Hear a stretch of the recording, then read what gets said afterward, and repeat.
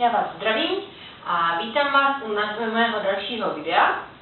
A tohle video, jak už jsem slíbila v tom posledním, kdo viděl, tak už ví, kdo neviděl, dozví se v tomto videu. Tak toto video bude o tom, jak si udělat domácí příkrmy, abyste nemuseli dávat dětem ty kupované. Tak, a jako první si ukážeme, já už mám tady předvařeno, takže vám jenom píšu, co jsem tady udělala a co, kolik čeho jsem dala. Tak jako první jsem si dala vařit maso a udělala jsem jako klasický základ, jako polívku vývar. Použila jsem maso krůtí, děláme. Použila jsem maso krůtí a dala jsem do hrnce krůtí maso, dala jsem tam zeleninu, dala jsem tam trochu bobkového listu, trochu nového koření a 2 kuličky celého pepře.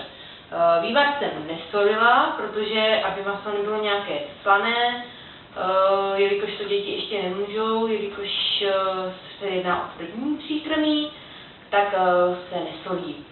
Tak, nechala jsem vařit 2,5 hodiny a maso si teďka vyděláme a obereme si. Tak a v druhém hrnci, tam jsem před chvilkou dovařila cuketu, mrkev a brambory. Na jednu cuketu jsem použila 5 větších brambor a 6 mrkviček. Tak, jako první si vyděláme teda maso a očistíme.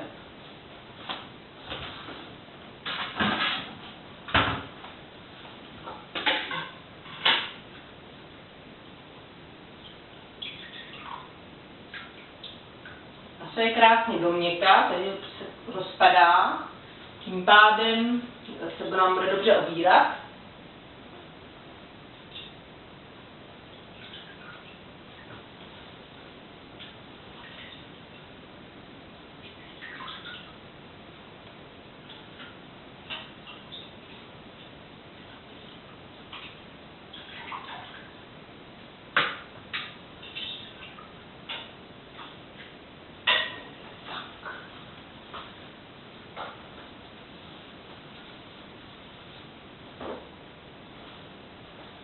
Já si vás přestěhuju, abyste lépe viděli. Tak, tohle je teda to maso z vývaru a tady je ta zelenina, je uvařená do měka, spíše rozvařená, aby se lepší mixovala. Tak, teď si obereme to maso.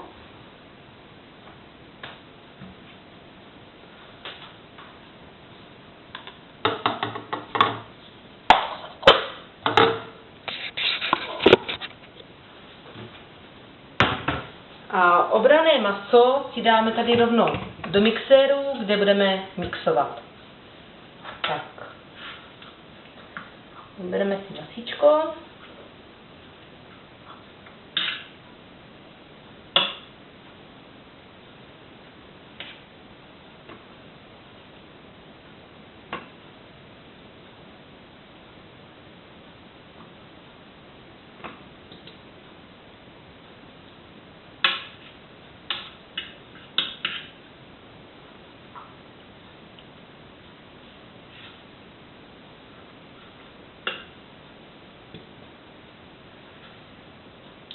Příkrmy už jsem dělala, toto není můj první příkrm.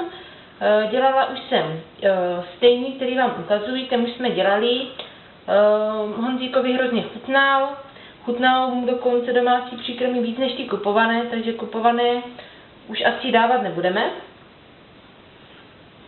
A jinak, co jsem dělala ještě jiný, tak jsem dělala ještě s hovězím masem. To jsem dělala taky s cuketou. A dělala jsem ještě s lososem, to jsem tam dávala taky cuketu, ale bez mrkve, to byly jenom cuketa, batáty a losos. A dělala jsem ještě klasický zeleninový a zeleninový jsem dělala lilek, batáty a mrkvičku. To si můžeme později ukázat taky. Dneska zvládneme krůtí a krůtí budeme mít ze zeleninkou, co máme tady už uvařenou, což je teda ta cuketa, mrkev a brambory. Tak, masíčko si krásně oberem, rozeberem na malé kousky, aby se dobře mixovalo.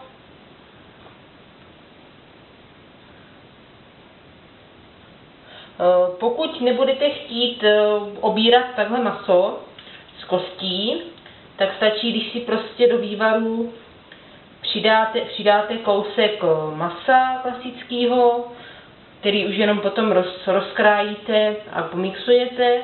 A pokud by se vám nechtěl dělat ani ten vývar, tak klidně stačí, když si do toho zeleninové směsi dáte vařit to maso, ale doporučuji maso si vařit trošku dřív než tu zeleninku, aby masíčko bylo doopravdy úplně měkké. Tak. Měj další kousek obranej. Tady máme taky ještě trochu masa.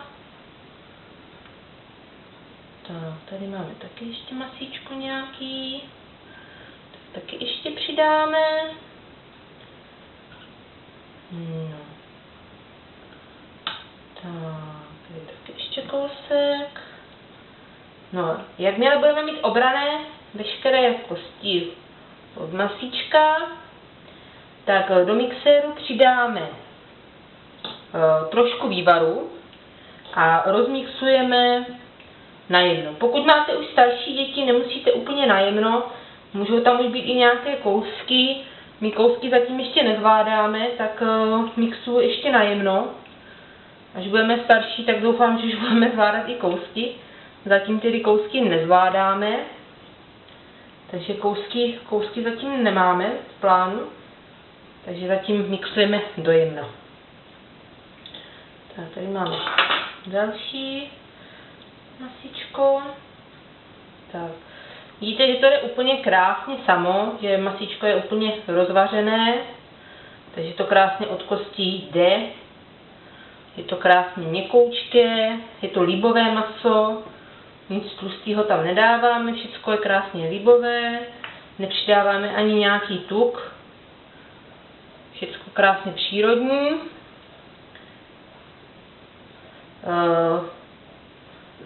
Maso máme bio, je to z farmy, takže je opravdu krásně čerstvé, nic přemraženého.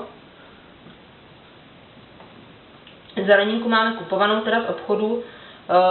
Mrkvičku doporučuji teďka, co je ta nová, co už je s tou natí, protože je sladší, řekla bych, že je i jemnější, má nějakou prostě chuť, než ty klasické, jak už koupíte třeba už nabalený, anebo i ty mražený mrkve, je to takový bez chutí.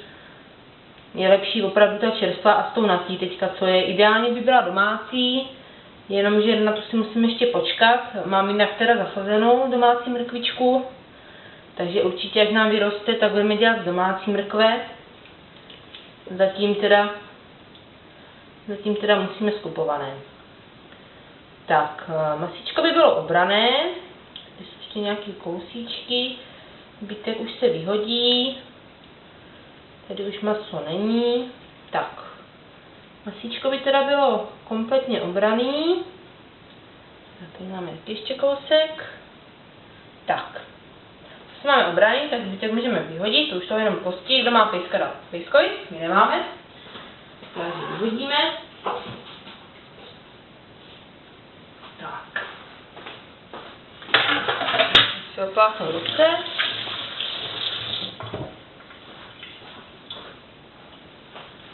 Tak a do toho mixéru teda přidáme trochu toho vývaru našeho.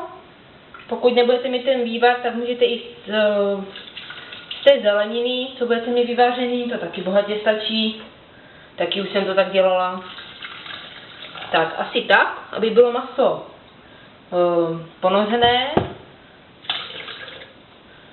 A teď to všechno teda rozmixujeme.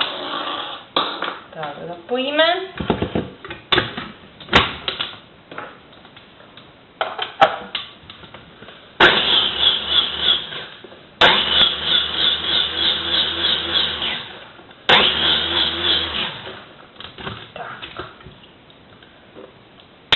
Máme krásně rozmixované masíčko najednou. Opravdu bez kousků. Tak a teďka tady tohle, co si zahustíme tou zeleninkou. Tak, vezmeme zeleninu.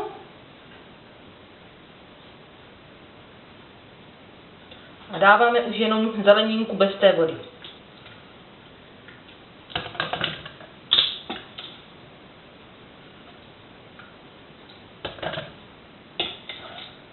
Pokud nebudete chtít dělat velké množství, tohle já budu potom zamrazovat, protože samozřejmě to najednou nesní všecko.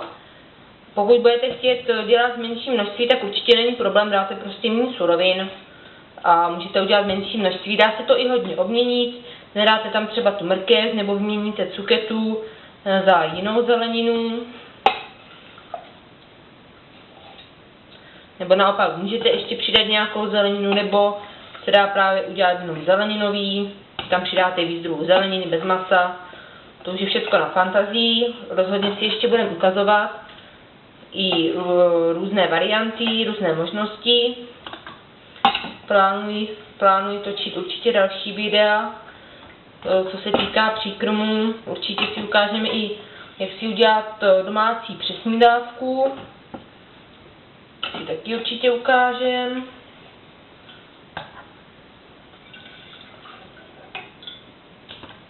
Tak, jsme měli. Tak vidíte, že to je úplně plný. Tak teď si to všechno rozmixujeme a děláme příkrm. Tak.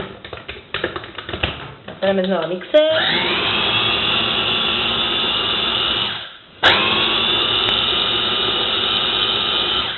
Tak, musíme trošku prohrabat, jelikož toho máme hodně, tak aby se nám všechno krásně rozmixovalo.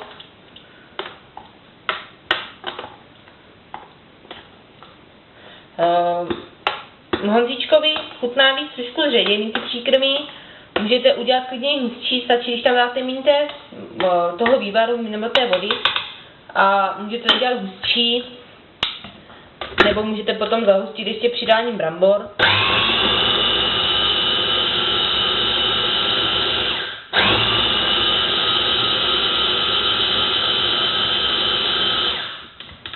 Tak, podíváme se. Tak, máme krásné pyréčko. Dáme si metličky. Tak, máme do dřezu. No, z toho množství, co jsme si teda řekli, tak máme skoro litr a půl příkrmu. A co s ním? Já mám takové krabičky od Aventu, jsou šroubovací, buď jsou takové menší, ty jsou 180 ml, anebo jsou potom takové větší, a ty jsou 240. Tak, my si je teďka naplníme.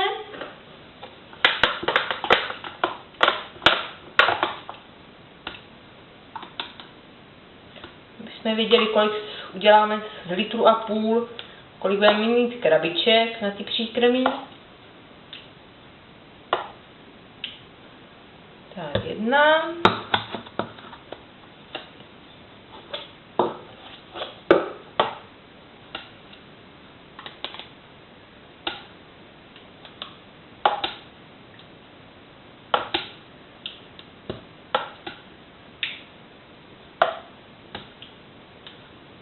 Tak, druhá nedáváme úplně plný, protože když se to pak zašroubuje, tak tady ty kelímky mají tendenci potom se rozevírat a může se nám to v mrazáku otevřít, pak už to tak dobře netěsní, může to načichnout.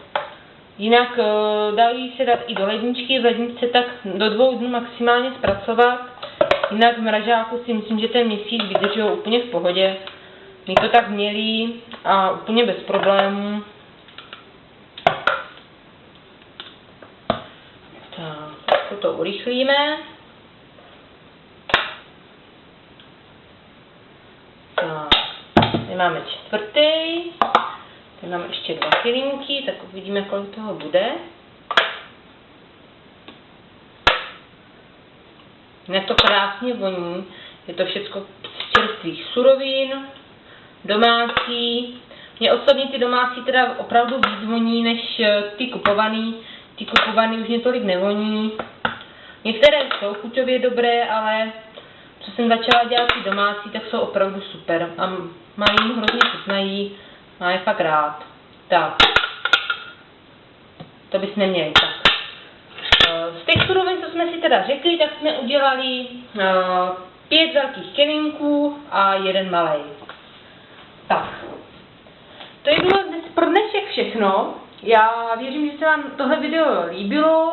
Pokud ano, dejte like, koment nebo můžete i sdílet. Budu ráda za jakékoliv recenze, za jakékoliv nápady pro další video. A mějte se krásně a ahoj!